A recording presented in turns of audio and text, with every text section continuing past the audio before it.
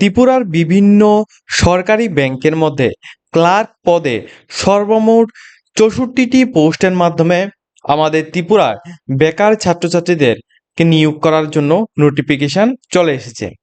তোমরা যারা ব্যাংকিং চাকরি খুঁজছো এবং আমাদের ত্রিপুরার সরকারি ব্যাংকের মধ্যে তোমরা চাকরি করতে ইচ্ছুক, তাহলে এই ভিডিওটা পুরোটা শেষ পর্যন্ত দেখবে। এই ভিডিওতে আমরা তোমাদের সম্পূর্ণ ডিটেলসটা আলোচনা করব।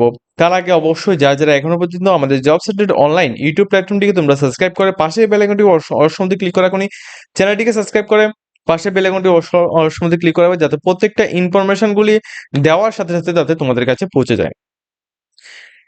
আইবিপিএস থেকে এখানে যে নোটিশটা দিয়েছে, এই নোটিশের মাধ্যমে এখানে সমস্ত ডিটেলসগুলি এখানে বলা হয়েছে। আমি তোমাদের সম্পূর্ণ ডিটেলসটা তোমাদের পরে শোনাচ্ছি।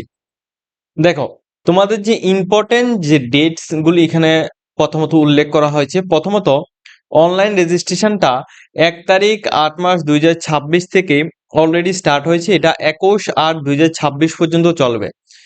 ওকে, ২১ তারিখ ৮ মাস ২০২৬ পর্যন্ত তোমরা এখানে অনলাইন ফর্ম ফিল আপ করতে পারবে। এবার যদি কোনো কিছু ভুল হয় তাহলে সেটা এই যে ডেটটা রয়েছে অর্থাৎ ২১ তারিখ ৮ মাস ২০২৬ এই ডেটের ২ দিন পর তোমরা ২ দিনের মধ্যে কিন্তু তোমরা এটাকে আইবিপিএস এর অফিসিয়াল ওয়েবসাইট থেকে তোমরা এটাকে চেঞ্জ করতে পারবে, অর্থাৎ মডিফিকেশন করতে পারবে বা এডিট করতে পারবে।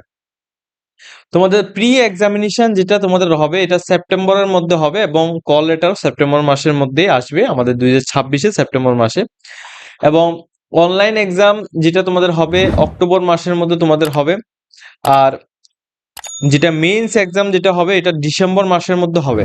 ঠিক আছে, তো এরপর প্রফেশনাল যে অ্যালটমেন্টসটা তোমাদের মার্চ ২০২৭ এর মধ্যে হবে, অর্থাৎ ফাইন্যান্সিয়াল ইয়ারে তোমাদের এখানে রেজাল্ট প্রকাশ করা হবে।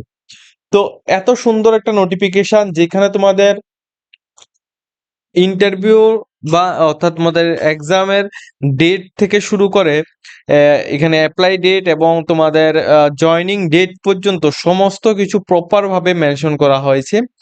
তোমরা যদি চাও যে এমন একটি নোটিফিকেশনের মধ্যে তোমরা অ্যাপ্লাই করবে যেখানে সমস্ত কিছু একটা টাইম টু টাইম হবে, তাহলে এই নোটিফিকেশনটা তোমাদের জন্য বেস্ট অপরচুনিটি হতে পারে। ওকে, কি কি ব্যাংকের মধ্যে নোটিফিকেশন রয়েছে এবং কি কি ব্যাংকের মধ্যে ভ্যাকেন্সি রয়েছে এটা আমি তোমাদের দেখাচ্ছি। দেখো, প্রথমত তোমাদের এখানে বলে রাখছি এটা হচ্ছে কাস্টমার সার্ভিস অ্যাসোসিয়েট। ঠিক আছে, কাস্টমার সার্ভিস অ্যাসোসিয়েট এই পোস্টে নিয়োগটা হচ্ছে। বেসিক স্যালারিটা ২৪,০০০ থেকে তোমাদের বেসিক স্যালারিটা স্টার্ট হচ্ছে। ঠিক আছে, তবে এই স্যালারিটা তোমাদের গিয়ে দাঁড়াবে প্রায় তোমাদের ৩৫,০০০-এর উপরে গিয়ে তোমাদের এটা দাঁড়াবে, প্লাস আরো বেশি এখানে হতে পারে। ঠিক আছে, এগুলি মাথায় রাখবে। তো এই যে পোস্টটা রয়েছে এটা হচ্ছে তোমাদের সিএসএ অর্থাৎ কাস্টমার সার্ভিস অ্যাসোসিয়েট। ওকে, এলিজিবিলিটি ক্রাইটেরিয়াটা কি? এলিজিবিলিটি ক্রাইটেরিয়া হচ্ছে যদি তুমি গ্রাজুয়েশন পাস আউট হয়ে থাকো। ওকে, যদি তুমি গ্রাজুয়েশন পাস আউট হয়ে থাকো, শুধুমাত্র গ্রাজুয়েশন পাস আউট, সেটা তুমি সায়েন্স টিম অথবা তোমরা আর্টস টিম অথবা তোমরা কমার্স টিম অথবা তোমরা আদার্স বিভিন্ন ব্যাকগ্রাউন্ড থেকে তুমি শুধুমাত্র গ্রাজুয়েশন কমপ্লিট করা থাকলেই তুমি এই পোস্টের জন্য এলিজিবল রয়েছো, তুমি আবেদন করতে পারবে। ঠিক আছে, বুঝে নিয়েছো যে তোমাদের শুধুমাত্র গ্রাজুয়েশনটা কমপ্লিট করা থাকলেই তুমি এই পোস্টের জন্য তুমি অ্যাপ্লাই করতে পারছো। প্লাস এজ লিমিটটা তোমাদের সবাইকে বলছি, এজ লিমিট মিনিমাম 20 থেকে 28 ইয়ার্সের মধ্যে হতে হবে। যাদের বয়স 20 থেকে 28 বছরের মধ্যে রয়েছে তোমাদের কিন্তু এখানে প্রেফারেন্সটা দেওয়া হবে। প্লাস যদি তুমি এসটি এসসি বা পিএইচ ক্যান্ডিডেট হও তাহলে তুমি 5 থেকে 10 বছর পর্যন্ত তুমি এখানে ছাড় পাবে। প্লাস ওবিসি স্টুডেন্টরা 3 বছর পর্যন্ত এখানে ছাড় এখানে দেওয়া হচ্ছে। ঠিক আছে, এখন দেখো তোমাদের ত্রিপুরার জন্য অর্থাৎ আমাদের ত্রিপুরা স্টেটের জন্য কতগুলি ভ্যাকেন্সি কোন কোন ব্যাংকের মাধ্যমে দেওয়া হয়েছে। যেমন ব্যাংক অফ বরোদা, আমাদের আমি এটাও বলে রাখছি আমাদের ত্রিপুরায় পোস্টিং হবে প্লাস ত্রিপুরায় এক্সাম হবে। সবকিছু কিন্তু আমাদের ত্রিপুরার মধ্যে অর্থাৎ আগরতলায় হবে। ব্যাংক অফ বরোদায় 8টি পোস্ট রয়েছে। ত্রিপুরার বিভিন্ন জায়গায় ব্যাংক অফ বরোদার শাখা রয়েছে, যে কোনো ব্রাঞ্চের মধ্যে তোমাদের হবে। সেকেন্ড পোস্ট রয়েছে তোমাদের ব্যাংক অফ ইন্ডিয়াতে কোনো পোস্ট নেই, এটার মধ্যে তোমরা অ্যাপ্লাই করবে না। ব্যাংক অফ মহারাষ্ট্রের মধ্যে কোনো পোস্ট নেই, এটার মধ্যে তোমরা অ্যাপ্লাই করবে না। এরপর কানাড়া ব্যাংকের মধ্যে তোমাদের টোটাল 14টি পোস্ট রয়েছে। ঠিক আছে, এখানে তোমরা অ্যাপ্লাই করতে পারো। সেন্ট্রাল ব্যাংক অফ ইন্ডিয়াতে তোমার 2টি পোস্ট হয়েছে, এটার মধ্যে তোমরা অ্যাপ্লাই করতে পারো। ইন্ডিয়ান ব্যাংকের মধ্যে তোমাদের 1টি পোস্ট হয়েছে, এটার মধ্যে অ্যাপ্লাই করতে পারো। ইন্ডিয়ান ওভারসিজ ব্যাংকের মধ্যে কোনো পোস্ট নেই, এটার মধ্যে অ্যাপ্লাই করবে না। পাঞ্জাব ন্যাশনাল ব্যাংকের মধ্যে সবচেয়ে বেশি ভ্যাকেন্সি অর্থাৎ 38টি ভ্যাকেন্সি রয়েছে, যারা যারা অ্যাপ্লাই করতে চাও অবশ্যই অ্যাপ্লাই করবে। পাঞ্জাব অ্যান্ড সাইড ব্যাংক, যেটা আমাদের ত্রিপুরার মধ্যে আছে কিনা আমার ধারণা নেই, কিন্তু এটার মধ্যে কোনো ভ্যাকেন্সি নেই। ইউনিয়ন ব্যাংক, যেটারে তোমাদের শুধুমাত্র 1টি পোস্ট হয়েছে, এবং ইউনিয়ন ব্যাংক অফ ইন্ডিয়াতে কোনো রকম পোস্ট নেই, ঠিক আছে, এখানে কোনো রকম পোস্ট নেই। তো সবকিছু মিলিয়ে টোটাল 64টি পোস্ট রয়েছে।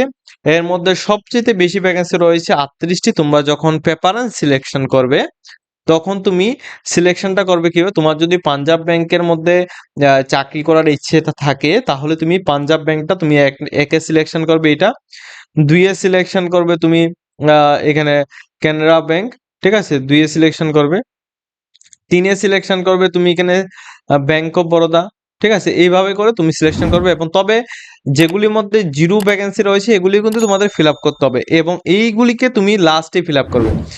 যে যেমন ধরো তোমাদের এখানে ব্যাংক অফ বরোদার মধ্যে টোটাল 8টি পোস্ট রয়েছে, তাহলে তুমি এই পোস্টটা সিলেকশন করবে। যেগুলির মধ্যে পোস্টগুলি আছে এগুলি তুমি প্রথম সিলেকশন করবে, ওকে।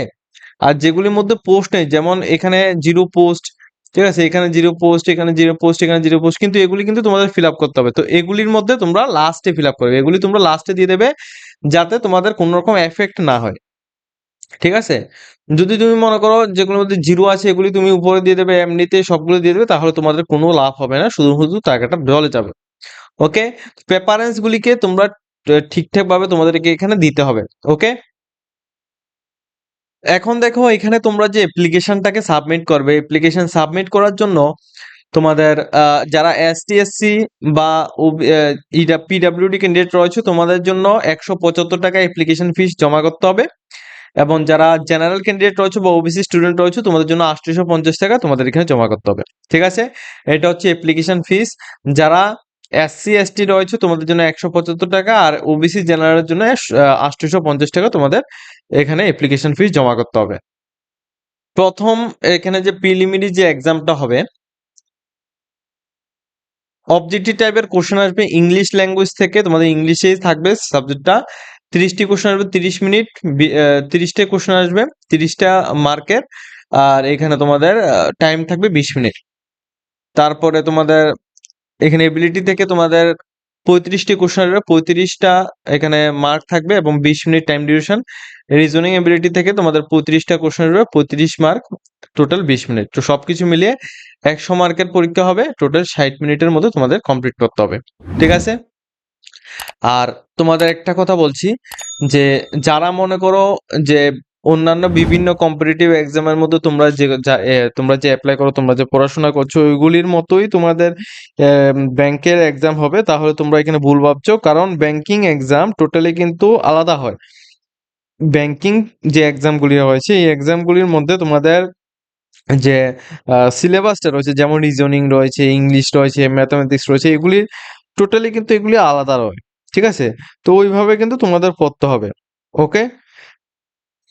এরপর দেখো নিচে রয়েছে তোমাদের মেন্স এক্সামের মধ্যে তোমাদের কি কি আসবে।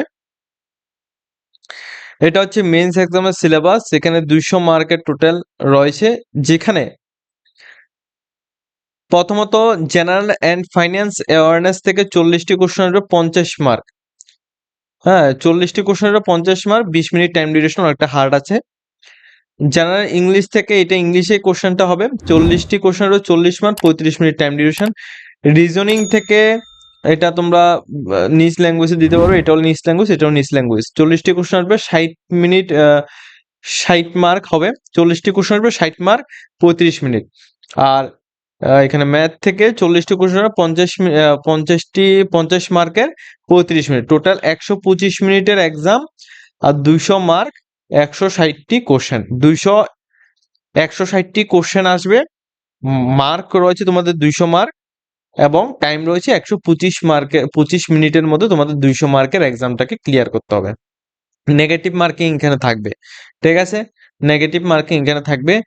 আর এক্সাম সেন্টার যারা আমাদের ত্রিপুরা থেকে এখানে অ্যাপ্লাই করবে, তোমাদের ত্রিপুরার মধ্যে এক্সাম হবে, প্লাস ত্রিপুরার স্থায়ী যে লোকাল ল্যাঙ্গুয়েজ যেমন ইংলিশ, হিন্দি, বেঙ্গলি, এই ল্যাঙ্গুয়েজে তোমরা এক্সাম দিতে পারবে। প্লাস এটাও বলে রাখছি যে নিজ রাজ্যে তোমরা কিন্তু এখানে এক্সাম দিতে পারছো, অর্থাৎ এক্সাম সেন্টার কিন্তু আমাদের ত্রিপুরা আগরতলা এক্সাম সেন্টার রয়েছে, ওই জায়গায় তোমরা এখানে এক্সাম দিতে পারবে।